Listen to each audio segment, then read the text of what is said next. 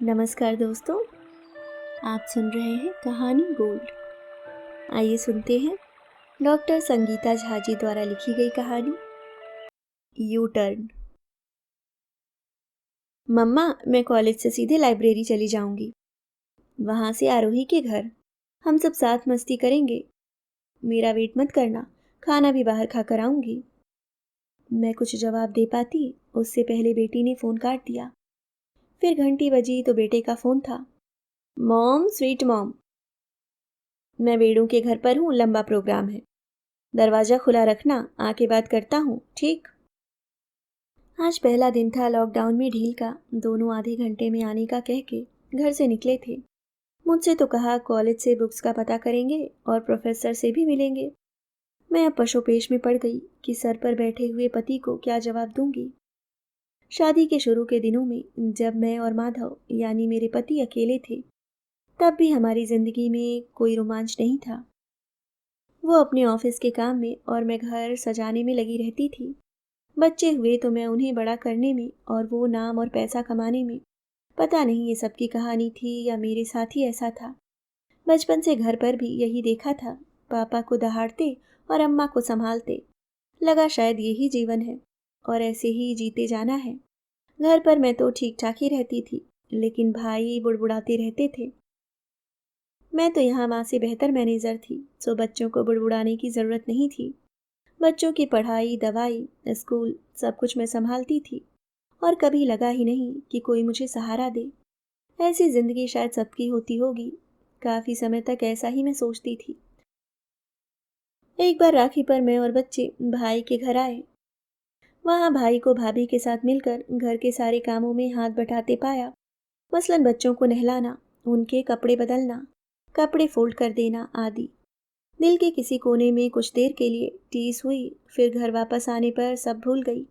वैसे भी मैं रोमांटिक किस्म की नहीं थी और पति की बेरुखी ने मुझे और खुद से रूबरू करा दिया था। समय बचता ही नहीं था, और बचा भी तो कभी बीके शिवानी तो कभी श्री श्री रविशंकर जी के रिकॉर्डेड प्रवचन सुन ही खुश हो जाती थी। परेशानी तो अब कोरोना महाशय ने कर दी। पति का दफ्तर पूरी तरह से घर शिफ्ट हो गया, यानी वर्क फ्रॉम होम। एक महीने तक तो लगा जैसे कोई गेस्ट घर पर है और हम उसकी सेवा कर रहे हैं। बच्चे अपने अपने कमरों में और मैं घर के सारे कामों में। बच्चों को भी पिता नाम के प्राणी को देखने की आदत नहीं थी। बेटा घर सफाई और बेटी किचन के कामों में मेरी मदद करती थी। पति दूर से ही सारी उथल पुथल देखते रहते थे। मेहमान जो थे, एक दिन मैं हमेशा की तरह नहाने के बाद आईने के सामने अपने बालों को झाड़ रही थी। ऐसा लगा पीछे से कोई मुझे लगातार निहार रहा है। पीछे मुड़ने पर पाया वो पति देव हैं। बाप रे, मेरे तो पूरे बदन में सिहरन सी हो उठी। तुम अपने बालों को खुला क्यों नहीं रखती हो, रेशम से हैं? पति देव ने कहा और पासा मेरे बालों को सहलाने लगे। मैं तो शर्म से लाल लाल हो गई। उम्र कोई भी हो, प्यार और प्रशंसा की जरूरत तो हमेशा रहती है। मैं बालों को खुला ही छोड़ तुरंत रसोई में चली गई। पति के हमेशा बाहर रहने से बच्चों का मेरे ऊपर पूरा अधिकार रहता था। बेटे ने आवाज लगाई, कहाँ हो माँ, बड़े जोरों की भूख लगी है। मैंने कहा, आई बस 2 मिनट।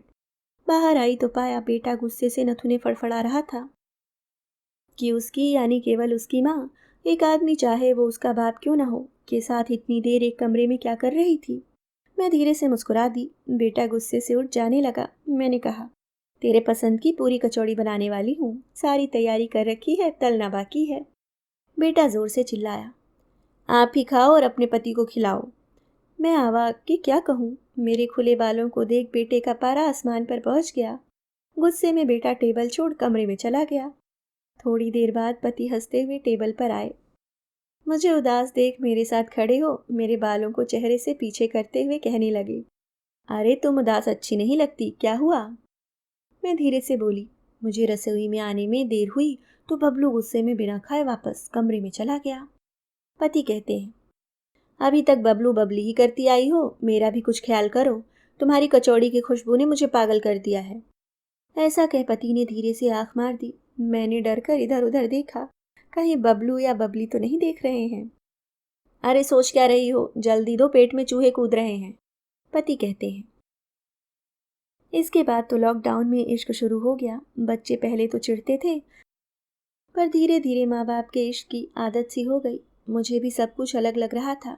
एक दिन तो गजब हो गया जब बबली किसी काम से मेरे कमरे में आई और अलमारी खोलने पर उससे एक कॉन्डम नीचे गिरा। मैं तुरंत उसे पैरों से रौंद छिपाने में लग गई। बेटी ने घृणा की नजरों से मुझे ऐसे देखा मानो कोई देह व्यापार कर रही हूँ, मानो कह रही हो माँ ऐसा करते शर्म नहीं आती। अब तक की सारी जिंदगी बच्चों की माँ बनके गुजार दी। बच्चों ने हमें कभी हाथ पकड़े भी नहीं पाया।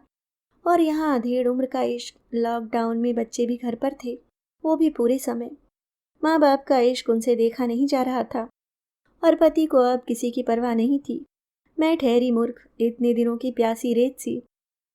इश्क की बारिश में सुध-बुध खो भीगते जा रही थी।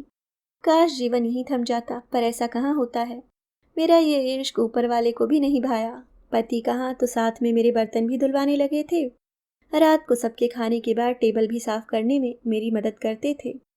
जो कुछ जवानी में नहीं हुआ वो अब हो रहा था। कभी तकिए से लड़ाई तो कभी पानी डालकर गीला करना। बच्चे मुझसे दूर जा रहे थे, लॉकडाउन की मजबूरी से घर पर थे। लेकिन मुझे कहाँ मालूम था ये इश्क भी लॉकडाउन तक ही था। जैसे ही लॉकडाउन खत्म हुआ मेरी जिंदगी ने फिर यू टर्न ले लिया। मेरी हालत तो पुनः मुश्को भवा जैसी हो गई। पति ने अपना ऑफिस का बैग उठा लिया और मुंह पर ऑफिसर का लबादा ओढ़ लिया। पहले बच्चे मुझसे चिपके रहते थे, अब उन्होंने भी मुझसे अलग अपनी खुशियां ढूंढ ली थी। हाय कोरोना, तूने मुझसे सब कुछ छीन लिया, न माया मिली न राम। दोस्तों, उम्मीद करती हूँ आपको कहानी पसंद आई होगी। कोरोना काल की अगर आपकी भी कुछ ऐसी ही खट्टी मीठी यादें हैं तो मुझे कमेंट बॉक्स में ज़रूर बताएं। अभी आप सुन रहे थे डॉक्टर संगीता झा जी द्वारा लिखी कहानी यू टर्न। मिलती हूँ किसी और नई कहानी के साथ, तब तक के लिए मुस्कुराते रहिए। धन्यवाद।